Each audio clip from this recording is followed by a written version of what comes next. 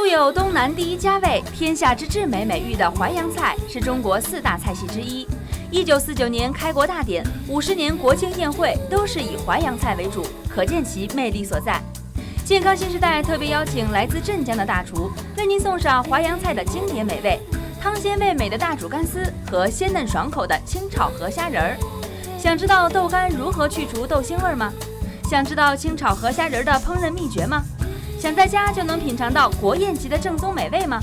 那就不要错过健康新时代。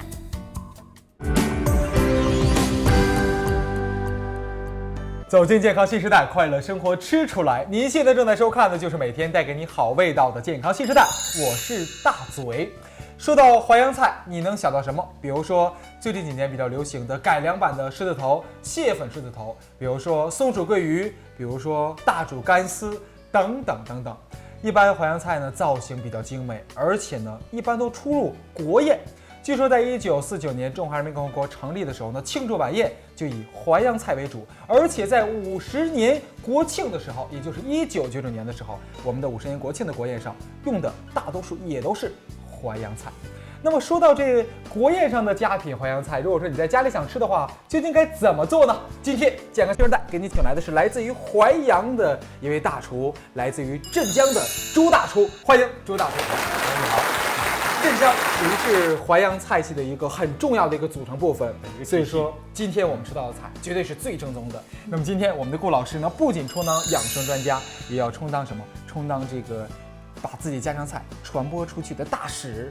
因为我们的顾老师也是江苏常州人，吃淮扬菜长大。欢迎顾老师。大家好。2道菜品给您送上，第一道呢是大家经常听到，但是你可能不知道怎么做的。大煮干丝，有请朱大厨赶快教我们做大煮干丝。大煮干丝用到的主料有豆干、高汤、菜心、虾仁儿、金华火腿、鸡油。大煮干丝原料都是豆腐干。豆腐干的它这种选择啊，首先它是这个是这种南方的豆腐干，它是不是属于这种比较紧实的这种？紧实，质地比较密集，水分很少，手很少啊，表面也比较光滑。它都是色黄干，那这个一般在白黄的豆腐干它比较薄，软，对，质地不要说是软的，切的不容易不成形，然后切丝，然后就要因为淮扬菜讲究刀工精细，如果你这个原材料质地不好，再切的话容易散。那我想问一下大厨，一般这个豆腐干好，你看它看这个色泽是不是没什么区别？色的一般都是白的，有没有那种特别惨白的那种，反而是不好。太白了还不好。太白了它肯定用硫磺熏过，然后太黄的那种豆腐干呢，你看我们北方吃那种酱豆腐干，我们也叫茶干，就是它外面呢会用一些调味料给它腌制了一下，它是这样。这种呢就是原本做的豆腐干，就是原味的。包括闻起来的时候，这种豆干的香味比较足。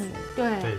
就豆腐本身的香味，很好闻。那好，选择一个好的豆干，接下来就是考验这道菜的关键所在了，需要刀工的展示了。首先要片刀，这个豆腐干要用片。我可听说这大煮干丝哈，它这一根一根的细丝都是这么片下来的，对，而且有讲究。这个片有刀要稳，要慢，因为片得非常非常薄。等一下，大厨，我现在在怀疑我的眼睛。这是你片下来的，是不是？对，而且是豆腐干。哦，天哪，这么薄的一层，看不看到？这么薄的一层，这个薄的感觉好像是吹弹可破。是，而且你看，这个随风摇曳的感觉，就像是纸一样，真的像纸一样。而且它这个前后左右都是特别均匀的。这个是不是有要求？比如说一块这么大的豆干必须切成多少片，多少条？刚才我哪有了？一般不低于20片。哦，就是这一块豆腐干，这么一块豆腐干要切成20片，这真是考验刀工的时候到了。真的是，这就是大厨展示魅力的时间哈。说到淮扬菜哈，你看，我个人是觉得。这个淮扬菜呢，它历史呢比较悠久，是一般淮扬地区呢，它这个气候比较好，物产也比较丰富，那么所以呢，大家都特别喜欢呢吃它那种清淡的口感。那么尤其是现在这2年呢，我们现在吃的高油高盐的东西越来越多了，所以淮扬菜那种清淡的口感，而且呢生活的精致也被大家提倡。你比如我们现在特别讲究生活的品味，希望做出这个菜来美轮美奂的，然后吃起来既有口感，然后呢又享受那种生活或者小情调，那么淮扬菜就是首选了。这个淮扬菜呢，包括3个部分组成的，分别是淮安地区，还有扬州地区，还有就是镇江地区。这个3个地儿，我可以这么说啊，任挑一个地儿，咱都能说出好多故事来。对，就典故特别多，而且是那种皇宫贵族比较倾向于，你像乾隆下江南6次下江南都会来到这个位置来去，所以说今天吃的这个菜也是当年乾隆爷很喜欢的菜品。那现在大煮干丝给它切成这种很细的丝，细的丝，看到没有？这么细的一条。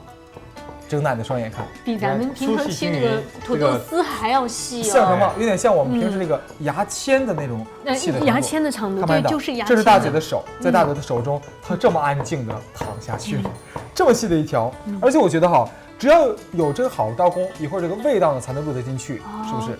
好，首先锅上烧热，锅那个上火。好，接下来我们要烫干丝。对，烫干丝要去了它这个豆腐干的那种苦味和那个黄豆就是豆腥味儿。对。这么除这个都可以，不需要那个开水，可以冷水下锅也行。冷水下锅，这个不怕，慢慢的煮，把它豆腐慢煮。那我在想，为什么这个南豆腐、北豆腐需要开水下锅，这个就不需要呢？因为它的容易碎，所以说因为这个水开了，原材料一遇热，它马上会表面紧酥。哎呦，就是豆干相对来讲呢，它要这个怎么样？这现在我们煮的主要是什么？起到什么作用呢？紧固一些。那个去豆腥腥味。这个水慢慢的烧开，慢慢就溶解，把那豆腥味慢慢就释放在水里面。哎呦，这个过程就跟我们平时都是在家里焯那个血水、焯血水的时候，也是用凉水这样。随着水温的升高，豆腥味也排出去了。那其实说到这个淮扬菜，我想问一下我们的主厨，一般这个淮扬菜它讲究什么？咱刚才也说了，讲究刀工，还讲究什么？讲究一个什么原材料要新鲜，要新鲜。原材料严格就是选这个新鲜。就是说，一般淮扬一带的人，他不喜欢吃那种腌的，或者说酱的。或者渍的那种食物，还有它就是追求原材料的本味，就是要求你比如说什么季节我们吃什么，像刀鱼什么季节下来了，我们这个季节它特别肥嫩，就不许超过清明，我们就吃，清明之后我们就不吃了，反正它就有这么个讲究。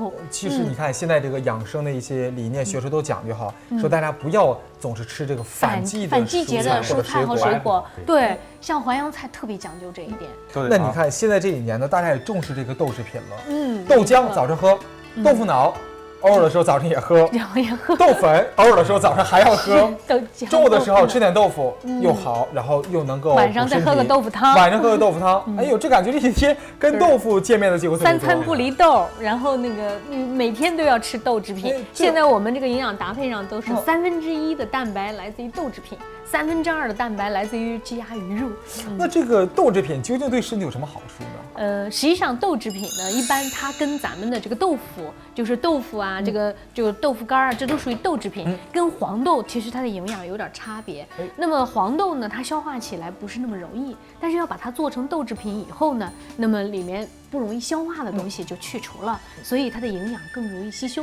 所以现在特别提倡大家都吃豆制品比较多一些。那咱这道大煮干丝很符合时令，很符合时令的。然后呢，你像豆制品，它的营养呢，主要就是说它的蛋白质是比较高的，它可以替代我们把它叫做绿色的牛奶，也把它叫做植物肉，什么植物当中的肉类。所以它这个蛋白质是有助于我们长身体的。所以现在你要提起豆制品，它的营养来讲呢，就是只能用4个字来形容，就是营养丰富。营养丰富，这就是对豆制品最高的一个褒奖了。那说到营养丰富，我觉得这道菜营养丰富哈，搭配我们的豆干里面的有火腿丝，还有河虾，然后还有什么菜心，就是一起来烫。对。哎呦，它这个焯水之后，我在想这个焯水之后不需要给它捞出来吗？要捞出来，煮开之后也可以捞出来了。就是说我们这个河虾，它有一个煮的过程，就是要煮开。就是说这个河虾和我们这个火腿还有菜心也要烫一下，对，一起烫没事，一烫没事的，没事。烧开之后就开始出锅了。好嘞，选择一个漏勺，把它滤下去水分。哎呦，我们豆腐烫完之后呢，豆香味扑出来了。哎，这就是淮扬的特点，大煮干吃，小锅煮出来。好，锅里稍微放一点点油，放那个葱姜稍微，葱蒜啊，葱姜稍微起点香味。哎，煸香之后我们就可以下什么高汤，因为豆子本身没什么鲜味的，它的辅助就把那高汤的提味。这个高汤就是大家在家里家里会有这些骨头汤呀、鸡汤呀。今天这个汤可够浓的。对，到时候我们这个熬的高汤，对，大煮干丝，其实这个汤都很重要。您看现在这个过程简单，不过之前这个高汤的熬制，还是需要很多火力的。那我想问一下大厨，咱们家里如果说没那么多时间来做高汤，用这个纯鸡汤可不可以？可以，这个更好。鸡汤，其实骨头汤什么的都可以。对，可以的，哎，鸡汤、骨头汤。其实这个我就可以下味了。豆腐干呢，它本身味道是很清淡的，盐清淡的。我觉得这豆腐干呢，味道清淡，所以需要汤头的味道来补，对，互补一下子。但如果特别粗的话，补不进去，咱就得切得细一点。就是切得细，它需要一定的刀工。啪啪，对，放点鸡精，来点鸡精，提提鲜，烧就行了。还有出锅的时候马上就可以好了。出锅的时候我们稍微来点鸡油。鸡油，对，用鸡油的目的，鸡油什么？一个什么提鲜，一个颜色黄料。那用香油可不可以代替？香油不好，因为香油太抢味儿了。抢味了，这个香油它这个就掩盖任何别人的香味。香味对，这个本身就是有汤，因为本身这个汤有鸡汤调出来的，加上然后来鸡油，增加一个黄亮的颜色。我感觉就是其实就是为了增色，增色，它这个鸡油的颜色不是黄的。这是我们刚才在煨它的时候用什么火呢？煨我就小火，然后煨差不多是就把火关上，煨个3-4分钟就行了，就可以了，入甘入味。好，这样我们就可以出锅了。可以出锅了。这道菜非常简单，我觉得它最主要就是一个嘛刀工处理上面一个原材的选择。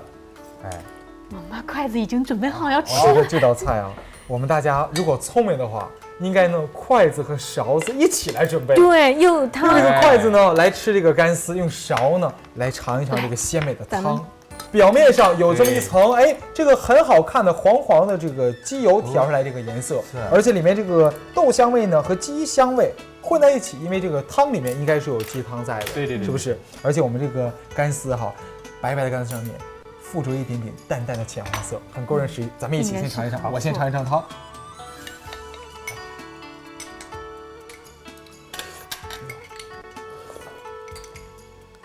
汤头很鲜，而且很浓的感觉。哎呦，豆干可以，你感觉豆干如何？非常鲜美。豆干它鲜到什么程度？鲜到啊，当让你舌尖一碰触的时候，就能感觉到那个鸡的味道，鸡的鲜味，证明真的是鲜到极点了。而且这个干丝，你看它切得这么薄，但咬在嘴中的时候，那个弹性还在，弹性非常大，不泄。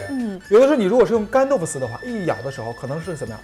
塌了，对，或者是没有口感，面了，而这个呢，没有弹性，像这个筋一样，对，它这个筋呢还很容易咬，就是这种本来豆干的弹性。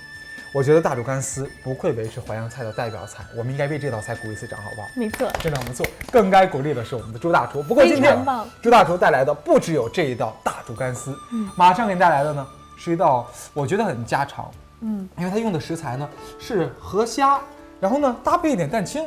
就没了。名字是什么？清炒河虾仁。清炒河虾仁，不得不让我们想到那个有名的菜龙井虾仁，那个属于是浙菜了。对，浙菜。那这道菜跟这个杭帮菜什么区别呢？这道菜有什么独特的口感呢？广告之后就告诉你。淮扬菜的经典美味大煮干丝可谓是家喻户晓，风味之美历来被推为席上美修。精细的刀工，严谨的选料，无不透露着淮扬菜的精致。鲜醇味美的高汤渗入到极细的豆腐干丝中，丝丝入扣，没有一毫豆腥，令人回味无穷，食之不厌。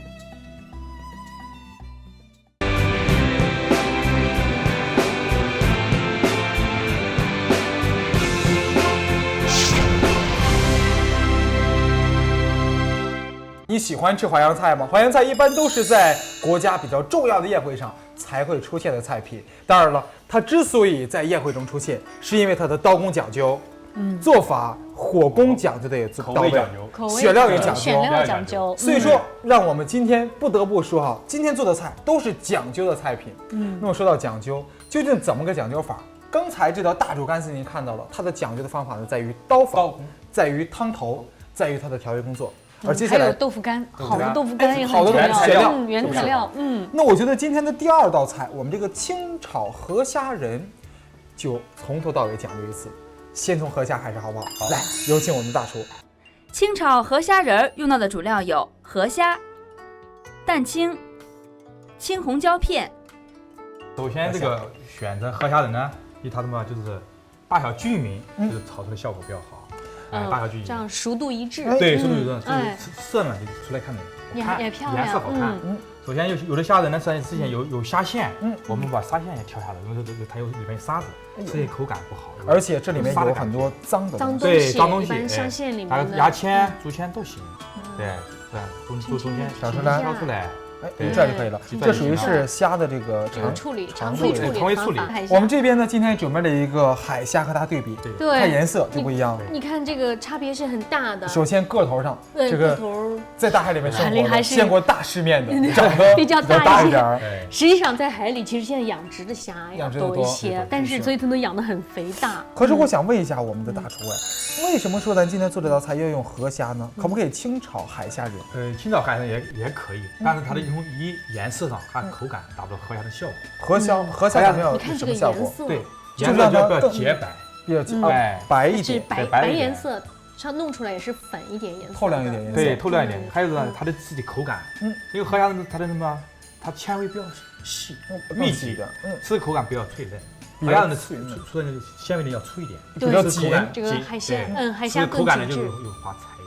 哎呦，那一般这个河虾适合做什么菜品呢？河虾是一般人家在酒店怎么清炒，你比方说，清炒河虾仁、龙井虾仁，对吧？做水晶虾仁也是可以，水晶虾仁也是这种原材料。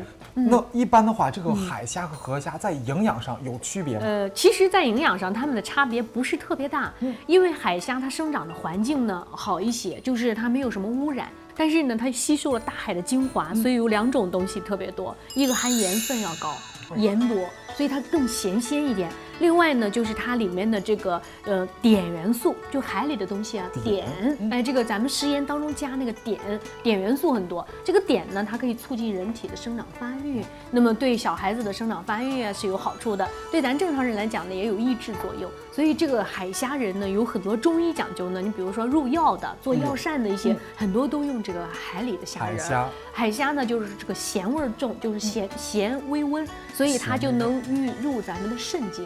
入肾经呢，就是说补肾壮阳的作用呢要好一些，所以那个中医更喜欢用海虾，它的味儿重。那么你像这个河虾呢，它更味儿淡一些，但它们俩从这个蛋白质、脂肪、其他的含量上都是相同的。那么就是我们讲其他的营养素，就是盐和碘这2种细小的差别，细小的差别。那今天我们选择的是河虾仁，我们现在开始正式的操作。挑好了，虾线都稍微腌制一下子，因为腌制就是提前入味，炒的时候。里面有味的，稍微加一点点盐，很少的一点点盐，这个感觉这是一丁点，一丁点，稍微可以带一点点酒，花雕酒，很少的就去腥。跟大家说，做淮扬菜，花雕酒是必须要买花雕酒，花的酒就是家里买的话用黄酒也行，黄酒，但是一定的控制，对，量要超级少，一丁丁，对，以免抢味儿。这个酒这个花雕酒很抢味，因为我也抢味儿，花雕酒也会很抢。都蛮鲜的，我就不需要用味精呀、鸡精来体现了，就是它的本味，就放盐就行了。这是淮扬菜的精髓，对，原汁原味，讲究本味，讲究味。稍微盐抓下来了，还有这个蛋清看到了，就蛋清，放一点蛋清在里边。这个是表面润滑，对。拌一点，半个蛋清哈就够了。搅拌，顺一个方向搅拌一下。你看这么多的虾仁，用半个就可以了。对，半斤左右的虾仁。我觉得这个如果放半个蛋清，打上去之后呢，然后放一点丝链。这个也要打上劲儿，就这个打上给它搅均匀以后，感觉手感比较滑滑的感觉。都让它们都完全的沾上，沾上了再沾上有滑滑的感觉。这炒的时候，它的表面就是一下锅的预热，就开始水烫，它热的时候，它表面就是起保护作用。哎呦，使虾仁的口感更加脆嫩。我感觉这个过程就像是给河虾仁做一个面膜，对，表面皮肤一下子亮起来了，来点淀粉，做点黄块霜。哎呦，再放一点防晒霜，防晒霜，来一点点淀粉，对，这样它里面就比较脆嫩，对，脆嫩。好，这边呢，我们将河虾仁已经上过面纹了，在这边备用，在锅中呢来点水，水一定要烧开，跟刚才煮干丝就不一样了。这个烧开的嘛，就是使它表面就是要定型，稍微一烫，水一开出来就可以出锅了。然后等下我们还什么，就是什么花油，其实作用就是它这个这个熟的比较快。哇，要是在家庭呢不放油呢也可以，我们就在锅里多煮一回，也可以直接炒出来的。好，水要烧开了，哎，来一点点。你看啊，郭老师，这道菜呢，我们这个蛋清搭配上去之后呢，一般我们吃这个虾的时候就会很嫩。对，这个蛋清很神奇，是包括我们在家里做这个炒肉丝的时候，来一点蛋清，是不是也可以？可以。一般我们是外面带的蛋白质类的东西吧，稍微裹一点这个蛋清叶儿，那么它就会保持水分不进去，所以里面的食材呢就比较脆嫩的，保护的。这个烧开就可以，先定型，然后再轻轻动一下，不要入锅之前立刻动。就动。这个是要用大火。就是大火。别说我感觉这个河虾哈，它这么一烫的时候，还真是比这个海虾要白很多。对，这就是白特点，因为海虾烫的是红的，河虾烫的是白的，清亮的。对。所以他们做那个水晶虾嘛，水晶虾仁就是用河虾做的，它是用腌制过的，然后用水打，用水打，一到现在河南也是现在是国宴的了。现在国宴菜有清炒河虾仁。清炒河虾仁是国宴级，我还以为这道菜只是一个小家常小菜，又是国宴级的。对，国宴级的。这个要长到这么大的河虾很不容易。我觉得你家里如果说天天做淮扬菜的话，你完全可以在你的厨房门前贴上4个大字“国宴厨房”，绝对称得上啊。好嘞，咱接下来给它滑油，滑油的油温呢，华夏的油温呢不要过太高，不要太高。那几成油温呢？3成油温就够了。3成油温就是放进去之后来回推它，对，大概对，它推可以了，到时候就是可以了。对，可以了。3成油温下河虾仁，推一下。这时候火力呢掌握在什么程度？大火。为什么这个滑完水之后还要滑一层油呢？这个滑油其实就是起这个脆嫩。因为这个油温这个油温啊比水温高，这时间短，水煮的时间太长就容易老。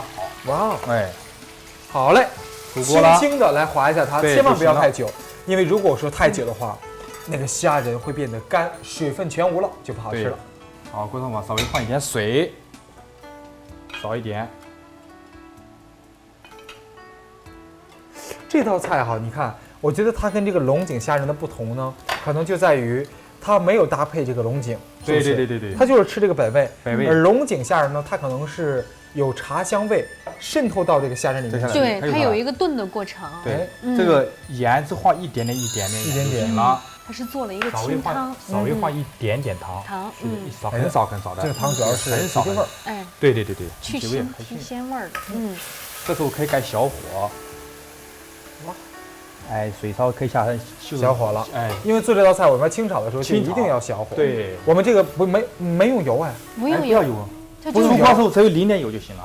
哇，出锅再给我施点粉，水炒，所以这叫煮菜吗？还是煮虾仁？这个锅要施淀粉，加点淀粉。对，这道菜热量超低，所以特别适合于现代人嘛。就是，我觉得这道菜哈，你看减肥的时候你带油的话可以来这道菜，来一点油起亮的作用。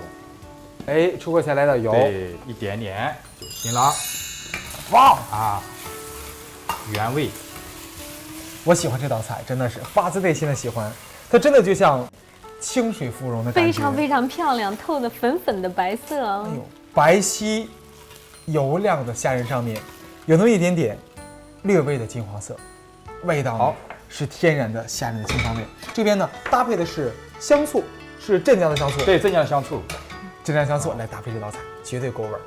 好，锅中再来炒的是稍微点缀一下，点缀一下，稍微轻烫，讲究的精致。你看，如果都是白的话就不好看。对，烫一下就行了。哎呦喂，别说这道菜非常非常精致和经典。好，我再要说一次，这道菜就像点缀一下，就像是一个清水芙蓉的女子带着一些简单的银饰，很脱俗的样子，点睛之笔，很漂亮。现在非常好吃的清炒河虾仁已经上桌了，咱们一起尝一尝。来，郭老师您先请。好，主打，你先来。你俩总是这么客气。哇，我觉得得蘸一点这个香醋，不然吃不出来真正这道菜的这个韵味。哇，有道